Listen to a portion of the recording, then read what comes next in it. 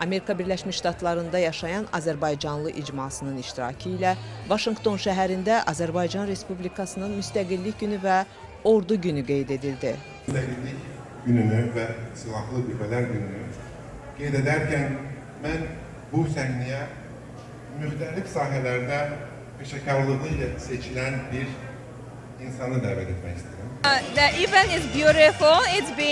Tədbir gözəldir. Mən ilk dəfədir ki, Azərbaycanın Müstəqillik günü və Ordu günü ilə bağlı tədbirdə iştirak edirəm. Əslən Polşadanam. Burada olmağımdan məmnunam və ləzzətli mətbəxdən, musiqidən, atmosferdən həzz alıram. Heyrətamiz insanlarla tanış oldum. Çox xoşbəxt, gülərüz və mehribandılar.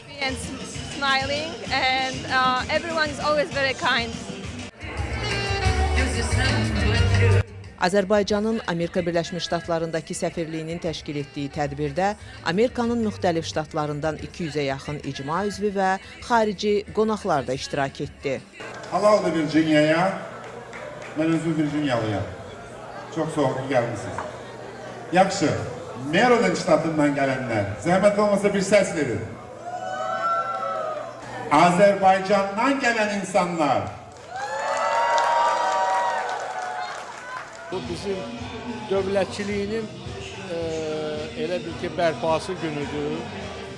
Məni çox şad eləyən odur ki, dünənləri biz Virginiyada, Fairfax'da böyük bir icma ilə, gözəl bir bayram əhval-ruhiyyəsi ilə bunu qeyd elədik. Bu günlərdə səfirlik bu qəbulu təşkil elədi. Yəni həmin o bayramımız elə bil ki, bir gündə davam etdi. Bütün Azərbaycan xalqını bu gözəl bayram münasibəti ilə təbrik edirəm. Bir dəfə yüksələn bayraq bir daha enməz, o bayraq enməyib. Bugünkü gündə dünyanın hər tərəfinə səpələnən Azərbaycanlıların qüdrəti ilə, vətənpərvərliyi ilə dünyanın hər yerində dalğalanır o bayrağımız. Və ən əsası odur ki, bizim Qarabağ torpağında bizim işğaldan azad olan bütün torpaqlarımızda dalğalanır. Xan kəndində, Şuşada, Ağdamda, Füzulidə, bütün Qarabağda dalğalanan bayraq, onun üstündəki qırmızı rəng bizim şəhidlərimizin qanından daha da tündləşib. O bizim üçün daha da əzizdir. Biz o bayrağı dünyanın hər yerində dalğalandırmalıyıq. İdmançılarımız da, alimlərimiz də, sənətkarlarımız da.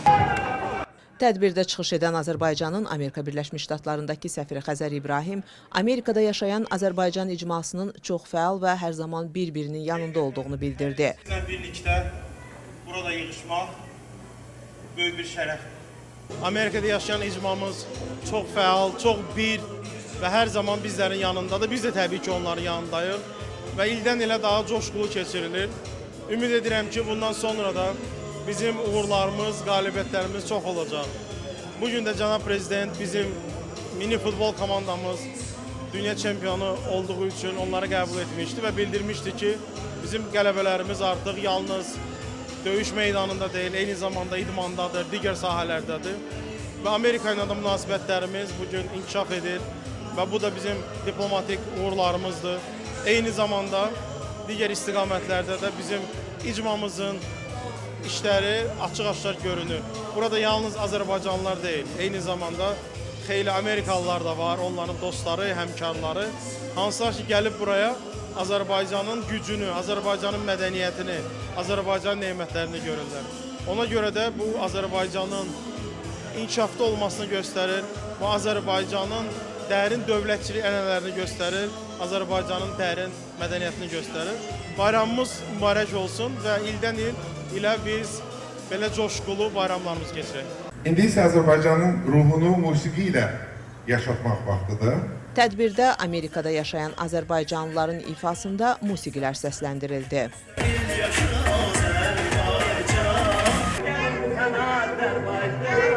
Daha sonra tədbirdə Azərbaycanlı uşaqlar və icma üzvləri Rəşid Behbudovun Azərbaycan mahnısını ifa etdilər. Bizim üçün, qürbətdə yaşayan Azərbaycanlılar üçün bu çox önəmli bayramlardan biridir. Mən çox şadam ki, dəvət olunmuşam bu tədbirə. çoxlu dostlarımı gördüm burada. Və 2 gün bundan qabaq Brooklyn-də keçirilib həmin tədbir. Bu demək istəyirəm ki, bu tədbirlərin böyük əhəmiyyəti var ki, biz bir yerdə bir-birimizi görürük. Bütün Azərbaycan diaspora üzvləri. Tədbir icma üzvlərinin yanlı rəqsi ilə yekunlaşdı. Yaşasın Azərbaycan!